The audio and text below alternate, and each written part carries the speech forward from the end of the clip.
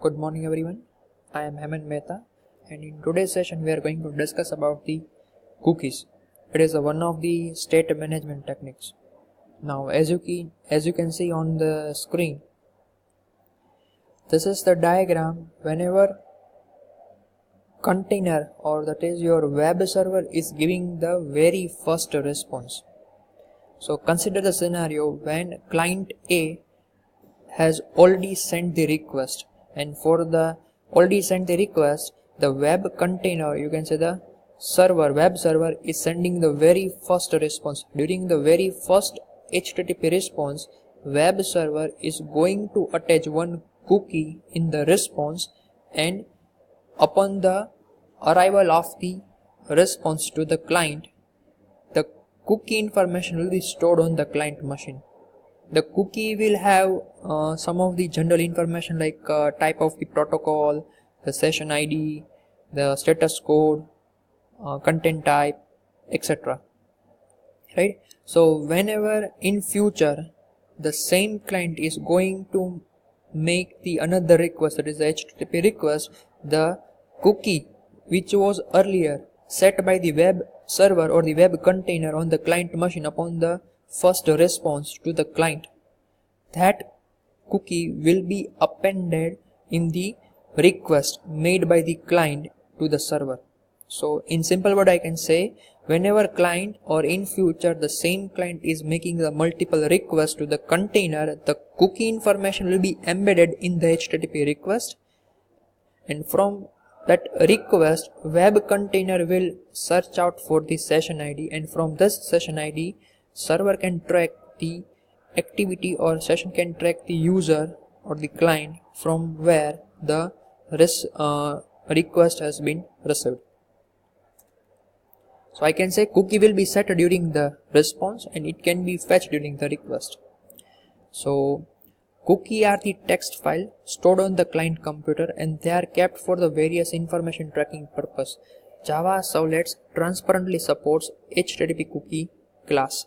If you want to use the cookie class, then you are supposed to import javax.servlet.http subpackage with the cookie class. Now there are three steps involved in identifying the returning users. 1. Server script sends a set of cookie to the browser, for example name, age, identification number, etc. Browser stores that information on the local machine for the future use. When the next time browser sends any request to the web server, then it sends those cookie information to the server and server uses that information to identify the user. So I can say whenever the first response is received by the client from the web server, at that time cookie information will be stored on the client machine. In future, whenever client is making any kind of request, the same cookie information will be embedded to the request and that information will be used by the web server to track the user. For adding the cookies or getting the cookie value from the cookie object, we need some methods provided by the other interfaces. If you want to add the cookie, you can use the add cookie method, and inside that you can pass the cookie class object. The method of HTTP Servlet response interface is used to add cookie in the response. So I can say during the first response, when server is giving the response to the client, at that time cookies will be added. So it will be added during the response. So if you want to add the cookie, you're supposed to use the add cookie method of HTTP Servlet response interface. Now whenever you want to fetch the cookie information, you can use get cookies method of HTTP Servlet request interface. It is going to return the array of the cookies. So individual object will be available on the index. So each object is representing the cookie information. These are the methods for the cookie class. You can remember with the setter and getter format. Set domain, provide the string. It will set the domain name for which the cookie is supposed to be presented. Get domain, it will give you the domain name of this cookie. Set max age. In the integer, you're supposed to provide the some time, the time will be represented in the seconds. It will set the maximum time or the maximum age after that cookie will be expire. Get max age, it will give you the maximum age in seconds of the cookie object. Get name, it will give you the cookie name. Set value, it is going to accept the one string argument as a value, assigns a new value to the cookie. Get value will give you the value for the cookie. Set path, it is going to accept one string as a URI. Specify the path for the cookie to which the client should return the cookie. If you want to get the path, you can use the get path. Set secure, it indicates to the browser whether the cookie should only be sent using a secure protocol such as HTTPS or the SSL. Two more methods are there, namely set comment, providing some string argument. It will set the comment or a description about the cookie. Get comment, it will give you the comment which are associated with the cookie. If there is no comment are associated, it should return null. Now this class is having a two constructor. One is a default constructor, second is a parameterized constructor. Parameterized constructor is accepting a two arguments, one of each of our string. First denotes the attribute for the cookie and the second argument denotes the value for the same. Now we are going to discuss one more example for the cookie. What we are going to do in this example, first of all, I am going to create one index.jsp file where I am going to enter the name. Upon the submission event, my data will be forwarded to the Servlet 1 where I am going to create the cookie object, and inside the cookie object I am going to add my username, right? So upon the submission, my data will be forwarded to the Servlet 2, and from the Servlet 2 I am going to display the username from the cookie. So in the Servlet 1 we are going to create the cookie, we are going to add the cookie in the response, and in the Servlet 2 we are going to fetch the username from the cookie. That would be the flow. Okay, now let's see the program. Okay, as you can see on your screen, I have created one program that is called Servlet Cookie Demo. Now I am having a one JSP file where I have created one simple HTML form.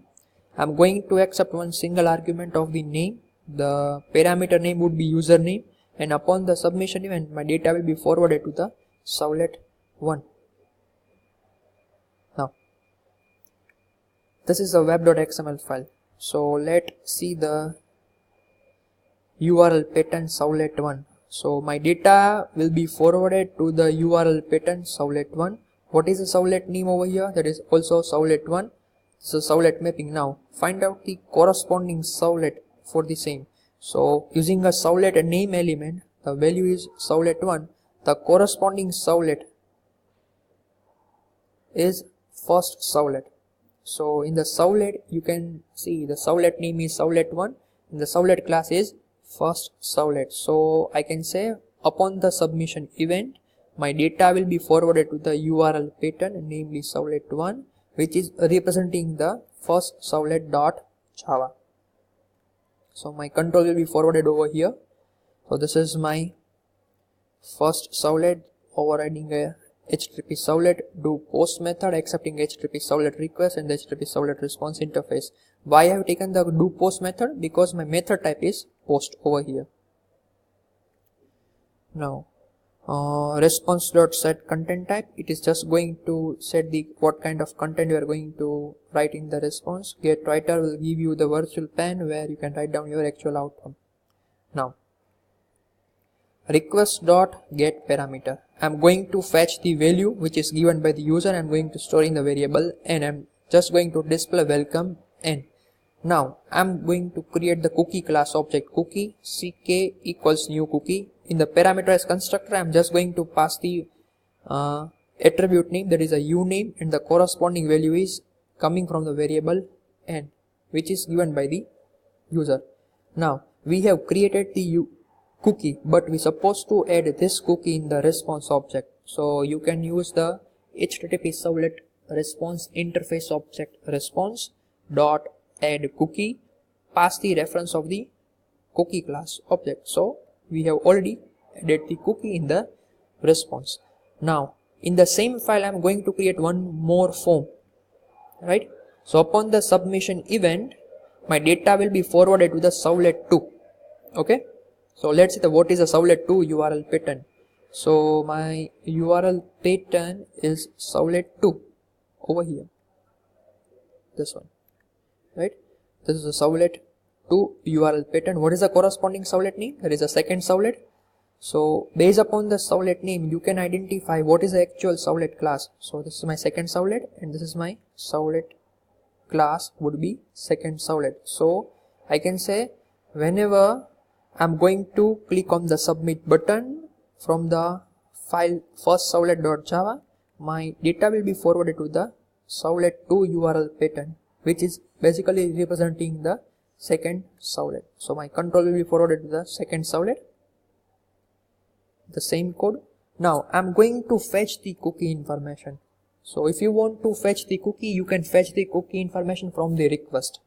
So you are having a one request object of HTTP Servlet request interface request.get cookies. Get cookies method will give you the array of cookie type. So I'm having a one array of type cookie, namely CK. Now always remember one thing, on the very first index of the cookie type of array, it is going to store the cookie ID. It is alphanumeric string, which is a unique for individual cookie object. Now from the index 1, you will get all the values which you have set in your cookie object. So if you recall, in the first servlet.java, we have added one particular attribute name in the cookie object, that is a uname and the corresponding value, right? So in the CK of one index, we will get the corresponding value name. So if you want to fetch out individual index data that basically representing the cookie object, you can simply write down CK of 0 dot get value. Get value is a method of the cookie class. It will give you the corresponding values which is available at index 0 and the 1. This code is supposed to be written in inside the try catch block. So this is all about the code. Now let me execute the same file, index.jsp, run file.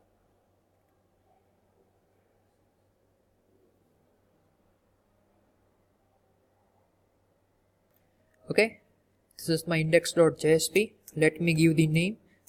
It is a Hammond. Okay, so upon the submission event, my data will be forwarded to the Servlet 1. This is Servlet 1 where we are going to create the cookie, and the cookie will be added in my response. Now upon the submission event, my data will be forwarded to the Servlet 2, and Servlet 2 will display the cookie ID and the cookie name from the cookie object, and we are going to fetch the cookie information from the request object. Okay, so this is the Servlet 2 where you can see the cookie ID. It is alphanumeric string available inside the cookie array at the 0th index, and we have set the one particular attribute, namely uname, and the corresponding value was the name which is given by the user. So this is Servlet 2. Likewise, you can play with the cookie class and the respective methods. Thank you.